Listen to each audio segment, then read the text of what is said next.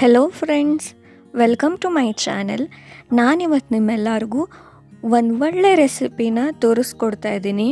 ಅದೇನು ಅಂತ ಅಂದರೆ ನೀವೇ ನೋಡ್ಕೊಬನ್ನಿ. ಅದನ್ನು ಹೇಗೆ ಮಾಡೋದು ಅದೇನು ಅಂತ ನೋಡ್ಕೊಬನ್ನಿ. ಸೊ ಮೊದಲನೇದಾಗಿ ಇಲ್ಲಿ ನಾನು ಒಂದು ಕಡಾಯಲ್ಲಿ ಎಣ್ಣೆ ಬಿಸಿ ಮಾಡೋಕ್ಕೆ ಇಟ್ಕೊಂಡಿದ್ದೀನಿ.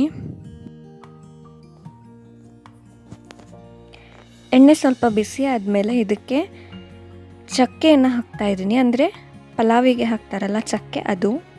ಹಾಗೆಯೇ ಸ್ವಲ್ಪ ಲವಂಗ, ಇಂಗನ್ನ ಹಾಕಬೇಕು. ಅದನ್ನ ಹಾಕಾದ್ಮೇಲೆ ಒಂದು 2 ಸ್ಪೂನಷ್ಟು ಜೀರಿಗೆಯನ್ನು ಹಾಕೊಳ್ಳಿ.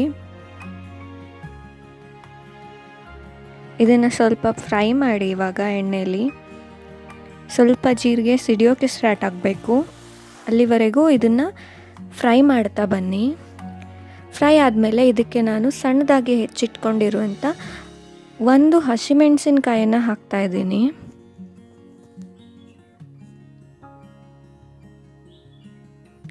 ಆಮೇಲೆ 1-2 ಈರುಳ್ಳಿಯನ್ನು ಸಣ್ಣದಾಗಿ ಹೆಚ್ಚಿಟ್ಕೊಂಡಿದ್ದೀನಿ. ಅದನ್ನು ಇದಕ್ಕೆ ಹಾಕ್ಕೊಳ್ತಾ ಇದ್ದೀನಿ. ನೀವು ಬೇಕಾದರೆ ಇನ್ನೂ ಒಂದು ಹೆಚ್ಚು ಈರುಳ್ಳಿಯನ್ನು ಹಾಕೋಬಹುದು.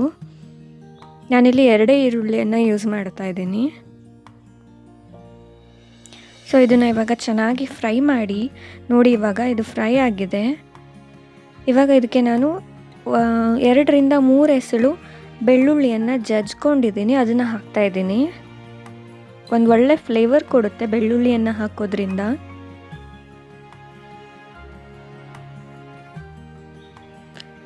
ಇದನ್ನು ಇವಾಗ ಚೆನ್ನಾಗಿ ಸ್ವಲ್ಪ ಫ್ರೈ ಮಾಡ್ಕೊಳ್ಳಿ.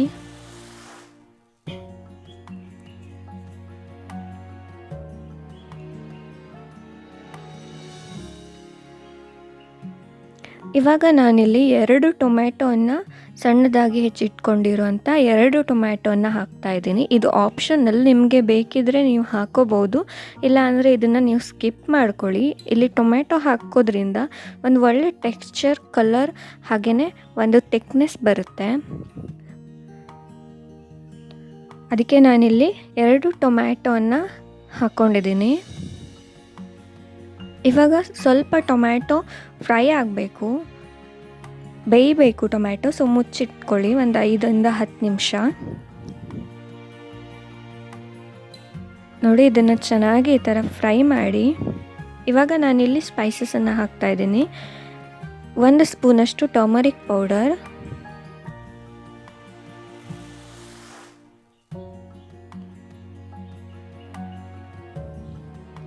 ಹಾಗೆಯೇ 2 ಸ್ಪೂನಷ್ಟು ಚಿಲ್ಲಿ ಪೌಡರನ್ನು ಹಾಕ್ಕೊಳ್ತಾ ಇದ್ದೀನಿ. ಮತ್ತು ಸ್ವಲ್ಪ ಜೀರಾ ಪೌಡರ್,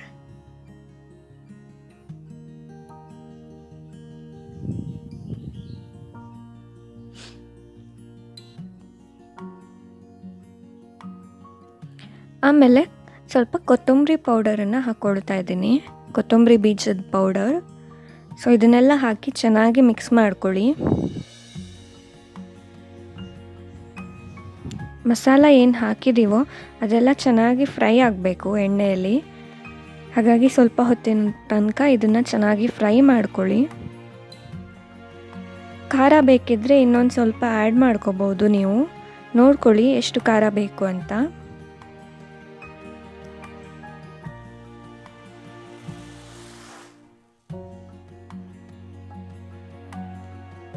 ನೋಡಿ, ಈ ಥರ ಫ್ರೈ ಮಾಡ್ತಾ ಬನ್ನಿ. ಮಸಾಲೆ ಎಲ್ಲ ಚೆನ್ನಾಗಿ ಬೇಯಬೇಕು.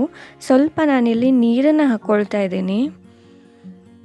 ನೀರನ್ನು ಹಾಕ್ಕೊಂಡು ಇನ್ನೊಂದು ಸ್ವಲ್ಪ ಫ್ರೈ ಮಾಡ್ಕೊಳ್ಳಿ. ಟೊಮ್ಯಾಟೊ ಏನು ಹಾಕಿದ್ದೀವಿ ಅದು ಸ್ವಲ್ಪ ಬೇಯಬೇಕು. ಆಮೇಲೆ ನಾನಿಲ್ಲಿ 2 ಟೇಬಲ್ ಸ್ಪೂನಷ್ಟು ಕಡಲೆ ಹಿಟ್ಟನ್ನು ತೊಗೊಂಡಿದ್ದೀನಿ. ಈ ಕಡಲೆ ಹಿಟ್ಟನ್ನು ಹಾಕೋದ್ರಿಂದ ಇದಕ್ಕೆ ಒಂದು ಒಳ್ಳೆ ಥಿಕ್ನೆಸ್ ಬರುತ್ತೆ. ಇಲ್ಲಿ ನಾನು ಇದನ್ನು ಗ್ರೇವಿ ಥರ ಮಾಡ್ತಾಯಿದ್ದೀನಿ. ಸೊ ಅದಕ್ಕೆ ಒಂದು ಒಳ್ಳೆ ಥಿಕ್ನೆಸ್ ಬರಬೇಕು ಅಂದರೆ ನೀವಿಲ್ಲಿ ಕಡಲೆ ಹಿಟ್ಟನ್ನು ಆ್ಯಡ್ ಮಾಡ್ಕೋಬೇಕು.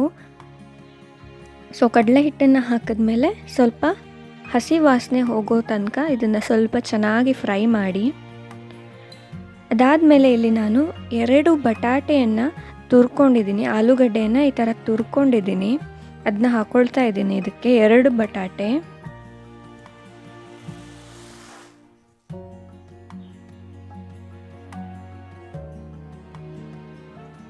ಸೊ ರುಚಿಗೆ ತಕ್ಕಷ್ಟು ಎಷ್ಟು ಉಪ್ಪು ಬೇಕು ಅಂತ ನೋಡಿಕೊಂಡು ಅಷ್ಟು ಉಪ್ಪನ್ನು ಹಾಕಿ ಇವಾಗ ಇದನ್ನು ಚೆನ್ನಾಗಿ ಮಿಕ್ಸ್ ಮಾಡ್ಕೋಬೇಕು. ಆಲೂಗಡ್ಡೆಯನ್ನು ತುಂಬ ಹೊತ್ತು ತನಕ ಫ್ರೈ ಕೂಡ ಮಾಡ್ಬೋದು ನೀವಿಲ್ಲಿ.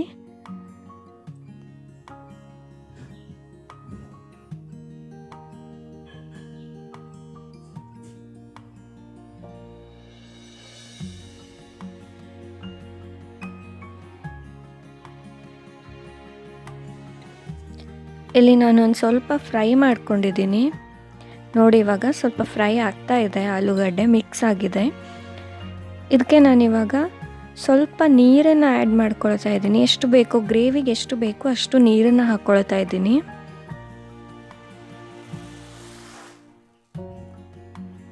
ಒಂದು 2 ಕಪ್ಪಷ್ಟು ನೀವು ನೀರನ್ನು ಹಾಕ್ಕೊಂಡ್ರೆ ಕರೆಕ್ಟ್ ಆಗುತ್ತೆ. ಸೊ ಹಾಕ್ಕೊಂಡು ಇದನ್ನು ಚೆನ್ನಾಗಿ ಮಿಕ್ಸ್ ಮಾಡಿ. ಹಾಗೆಯೇ ಇದು ಹಾಕಿರೋ ಆಲೂಗಡ್ಡೆ ಸ್ವಲ್ಪ ಬೇಯೋಕೆ ಇದನ್ನು ಮುಚ್ಚಿಟ್ಬಿಡಿ. ಒಂದು 5 ರಿಂದ 10 ನಿಮಿಷಗಳ ಕಾಲ ಇದು ಚೆನ್ನಾಗಿ ನೀರಲ್ಲಿ ಬೇಯಬೇಕು.